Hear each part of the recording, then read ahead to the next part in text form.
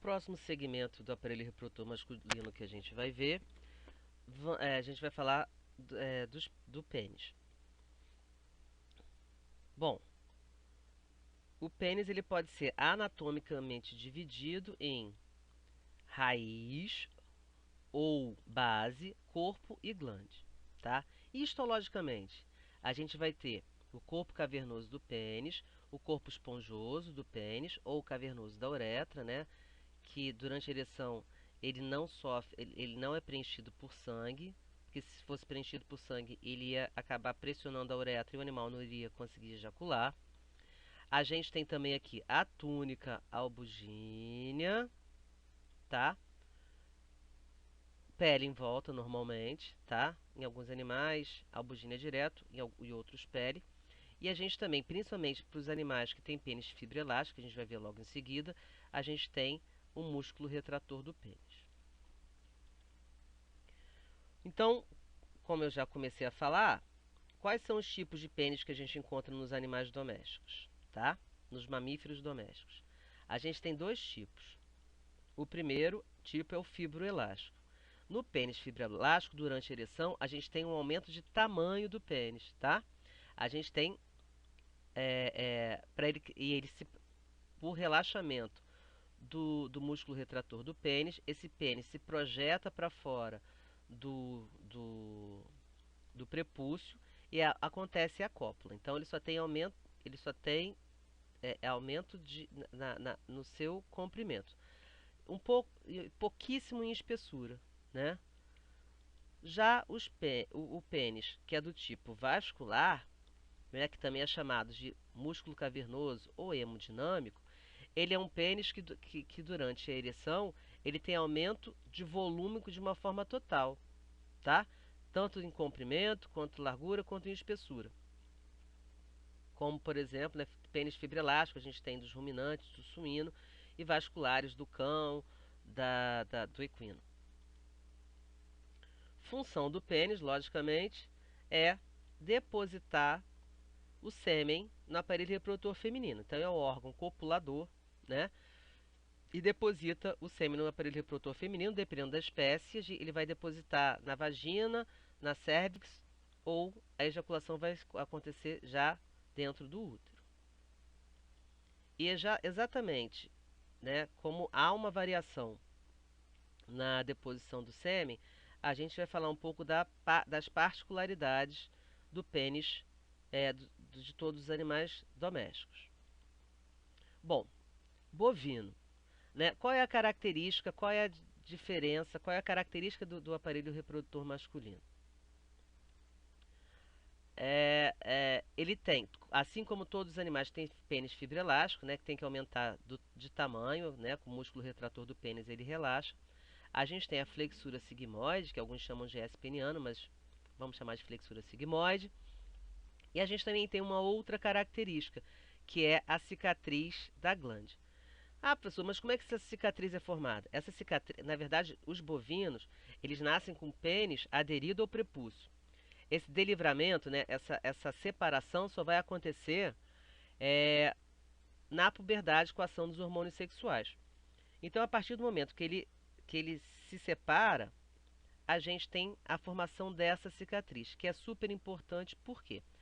Porque durante a ejaculação, né, o bovino faz a penetração na vaca com o pênis ereto nessa forma. E quando ele ejacula, esse pênis, exatamente por causa dessa cicatriz, que é de tecido bastante fibroso, proporciona que ele rotacione dentro da vagina da vaca. Para que isso, professor? Para o sêmen não ser depositado todo no mesmo lugar. Vocês entenderam? Então, assim, ó, ele faz a penetração, ejaculou, o pênis rotaciona, tá? Para ser espalhado em todo o fundo de saco vaginal e com isso facilitar que as gotículas, né, elas calmamente, vagarosamente escorram até a cérvix e esses espermatozoides consigam penetrar e chegar até o útero.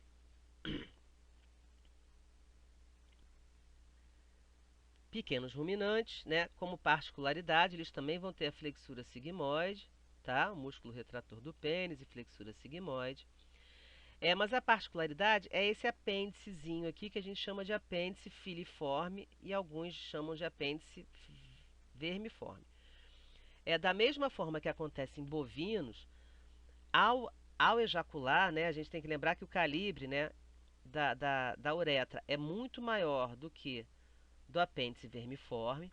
Então, na hora que esse animal ejacula, esse apêndice, ele fica como se fosse uma serpentina, né? Ele serpenteia, como se fosse uma serpentina, só eu mesmo. Então, ele faz movimentos rápidos, espalhando esse sêmen. Ele é aspergido, formam várias gotículas e essas gotículas então se depositam no fundo do saco vaginal. E da mesma forma que os bovinos, eles escorrem vagarosamente até a cérvix. Lembrando que, se isso não acontecer, né, se esse espalhamento do sêmen não acontecer nem bovino, nem em pequenos ruminantes, o que pode acontecer é a gente teria uma maior chance de refluxo, tá? É do sêmen para fora. Eu não falei para vocês, mas eu falo agora em relação a bovino, quando a gente está coletando com vagina artificial, e se a gente colocar muita água quente na vagina artificial, às vezes quando rotaciona o pênis do bovino, ele sai, eu já vi, né, em algumas centrais, a vagina artificial sai meio voando assim e cai longe, né? Então a gente tem que tomar cuidado na hora que rotaciona, a gente está coletando sêmen de bovino, quando rotaciona o pênis para a gente não lesionar, tá? Se a gente segurar muito firme e o pênis não conseguir fazer essa volta do bovino, em suíno, em carneiro, se a gente acoplar até muito fundo a vagina artificial, pode lesionar o apêndice vermiforme. E no caso do bovino, pode ter o que a gente chama de uma patologia chamada ruptura de albugínea, que é bastante complicado depois o tratamento. Bom, o próximo animal que a gente vai falar, né, seria o suíno, que tem como característica o apêndice filiforme. Oh, desculpa, gente. O S é a flexura sigmoide, né? E a outra característica do pênis do suíno é essa glande em forma de espiral, né? Em forma de saca-rolha. Então ele faz a penetração durante a ejaculação, há esse aumento da glande. A gente tem que lembrar que a cérvix da porca também tem esse formato, tá? E então o pênis se acopla na cérvix e ele tem uma ejaculação no final da cérvix pro útero, tá? Aqui, ó, a cialoproteína, estão vendo? Estão filtrando, aqui tem uma gase, eles estão filtrando a cialoproteína dentro do tubo coletor, na verdade, da caneca coletora, a gente vai ter só a parte com o espermatozoide, a parte de gel, ela fica retida aqui. Ah, professor, mas por que tem esse formato? Porque olha só, suíno, ele ejacula grandes volumes, 500 ml, 800 ml, até 1 litro. Se não tivesse, ele ejacula muito devagar, tá? Exatamente para que esse sêmen possa expandir a parede uterina e ficar mais próximo à tuba uterina, mais profundo possível. E por que tem que encaixar? Porque se não encaixar, o volume é tão grande que tem um refluxo enorme do sêmen para a vagina e a gente não tem o que fazer, tá? Se for para a vagina, não tem como a gente faz com cadela quando a gente insemina, levantar a porca, botar ela para cima. A gente até faz às vezes, mas bota ela numa mais alto, né? A traseira, a parte posterior mais alta que a parte anterior para facilitar essa descida. Mas é importante que haja esse encaixe para que não tenha refluxo do sêmen, tá? Outra coisa, é, as palhetas, né? As pipetas de inseminação, elas também têm esse formato em suíno. A gente meio que enrosca, a gente meio que atarracha. Hoje em dia tem umas de borracha que só tem dois. Tem dois. Eu mostro pra vocês na aula síncrona. Se eu tiver aqui em casa, será que tá na faculdade? Não sei. Eu vou procurar aqui. Então, a gente. E a gente insemina a porca devagar também. E só retira e deixa ela bastante tempo com a pipeta. Exatamente para evitar o refluxo, para dar tempo para o sêmen descer e aumentar as chances de fecundação. Equino, né? A gente tem como particularidade lembrar que o pênis do equino, né? Vocês observem aqui que não tem a flexura sigmoide, é um pênis hemodinâmico, né? Um pênis músculo cavernoso. Então, como particularidade, a gente tem o quê? Tem a fossa da glande e o processo uretral. Esses dois elementos, essa parte aqui encaixa na cérvix e esse processo uretral, durante a ejaculação, ele se projeta para dentro do útero, uma vez que a gente sabe que o útero, a ejaculação do equino é intrauterina. Então aqui, ó, aqui a gente tem um animal em ereção, mas com a glande já da forma que ela acontece a ereção, ou seja, aumenta muito, né? Ela fica entumecida, aumenta muito. Por que, que tem esse aumento na glande? Exatamente para esticar o fundo de saco vaginal e permitir um melhor acoplamento entre a fossa da glande e o processo uretral ou processo da glande, tá? Então, durante a ereção, vocês observem aqui, ó, que a gente consegue observar o processo uretral já projetado para ejacular. E lembrar que o cavalo, a gente deve deixar o cavalo descer tranquilamente da égua. Ele espera a sair da ereção para poder descer da égua.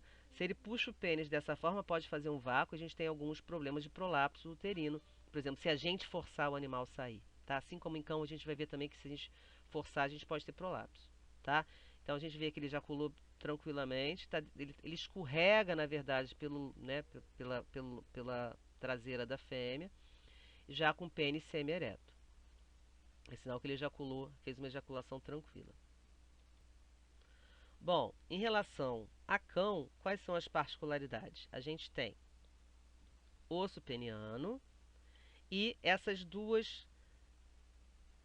E a glande é dividida em duas partes. Né? A gente tem o processo, a parte bulbar e a parte distal. Par bulbalis, né? Parte bulbar e parte distal. Para que serve? Por que é dividido assim? Pelo seguinte, o cão ele penetra a fêmea durante a cópula o que com o pênis semi-ereto. O que dá apoio para ele penetrar é o osso peniano, por isso que tem o osso peniano. E após os movimentos copulatórios, é que a glande, né, a parte final do pênis, entra em ereção. E aqui a gente tem um animal com pênis totalmente ereto, né? Não daria para ele penetrar a fêmea desse jeito, né? Por isso que ele faz a penetração semi-ereta. Então, isso aqui é um umbigo, vocês veem, na verdade, dentro da cadela como esse pênis fica, tá? Então, aqui a gente tem a parte bulbar e aqui a gente tem a parte distal. Então, ele faz os movimentos copulatórios. A primeira ereção acontece na parte bulbar, então ele preenche toda a vagina da cadela e ele não consegue mais sair de dentro da vagina até acontecer a ejaculação. Aí a parte distal entra em ereção e acontece a ejaculação e esse sêmen, e aí ele tenta sair da fêmea, né? Ele tenta descer da fêmea. E aí ele rotaciona esse pênis. Para quê? Para que o sêmen seja depositado por gotejamento na vagina da fêmea.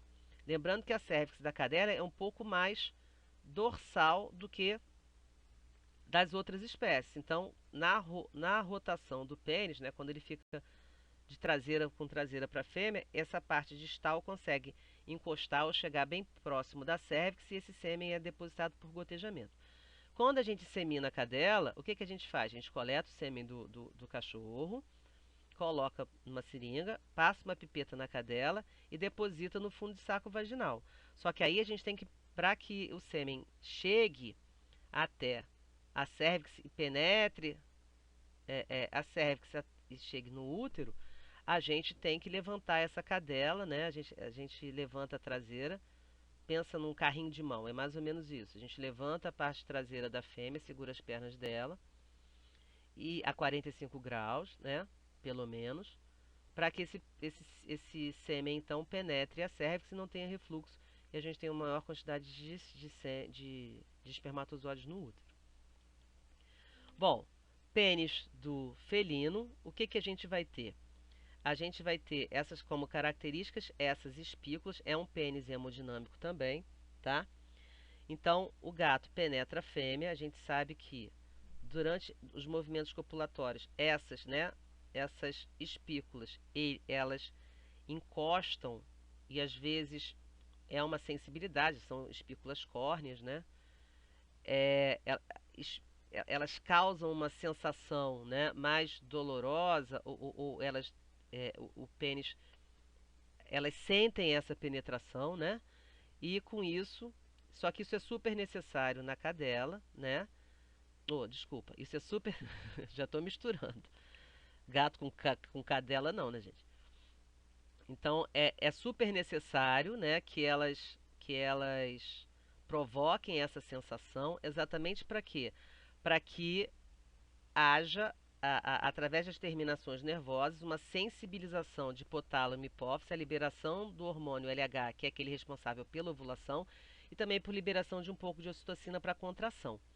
Essa ocitocina, e com isso, a, a gata só ovula se tiver penetração, tá? E penetração de machos androgenizados, né? A gente sabe que machos castrados, essas espículas, elas diminuem muito de comprimento porque essas espículas são andrógeno dependentes, tá? Animais castrados perdem, diminuem, tem uma diminuição dessa espícula. Exatamente por ser uma, uma experiência, vamos dizer assim, é, às vezes traumática para a gata, inclusive a gata durante, o gato tem que segurar ela direito, tá? Ele segura pela pele do pescoço, ele segura com a perna para poder penetrar e ela, porque durante a cópula, né, como existe uma sensação dolorosa, ela tenta sair ou tenta bater nele, né, mordê-lo. Então é necessário que ele segure, ele assuma essa posição, né? Então é essa posição aqui, né? Então as espículas, elas pressionam a vagina, né? E as terminações nervosas levam essa informação para o sistema nervoso central, hipotálamo e hipófise. Bom, então o outro segmento seria prepúcio, né? O prepúcio nada mais é. Ih, vai andar, gente, peraí. O prepúcio nada mais é do que uma invaginação da pele, tá? Em todos os animais é uma invaginação, tá? No equino é uma dupla invaginação, né? Uma aqui e a outra aqui. No equino que é uma quádrupla, né? Tem duas invaginaçõezinhas aqui de cada lado, tá? Por que que é mais ou menos como se fossem os pequenos e os grandes lábios da vagina da mulher, né? Seria mais ou menos dois folhetinhos aqui. E existe também uma particularidade no suíno que a gente chama de divertículo prepucial. O que é esse divertículo prepucial? Na verdade, é um divertículo, é um fundo de saco cego e que muitas vezes, dependendo do suíno, tá, ele pode ficar cheio, né? Ele pode ser preenchido por esmegma, por lama, por sujidades, né? E com isso ele aumenta de volume. E várias vezes já chegaram animais para eu atender que os proprietários acham que o porco, né, o suíno, o reprodutor dele está com uma é, hérnia umbilical e na verdade nada mais é do que esse divertículo prepucial cheio de lama, tá? Ou de esmegma. Ah, professor, e aí? E aí a gente normalmente tem um estagiário, mentira, a gente faz sozinho, mas quando eu deixo os estagiários fazendo brincadeira. A gente pega, inclusive a gente não lava, a gente não coloca, quem rói unha não rói nunca mais a unha, porque fica com cheiro muito ruim por muito tempo. A gente entra com a mão, com o dedinho aqui, joga um pouco de água e de alguns líquidos lubrificantes, né? Como gel de ultrassom, por exemplo. A gente vem com o dedo, vai tirando, lava, deixa escorrer, lava, deixa escorrer e vai tirando aos pouquinhos. Porque se ficar muito alto aqui, ó, ele começa a desviar o pênis para baixo e o, o, o suíno não consegue mais penetrar a porca. E lembrando sempre que a função principal do prepúcio é proteger o pênis.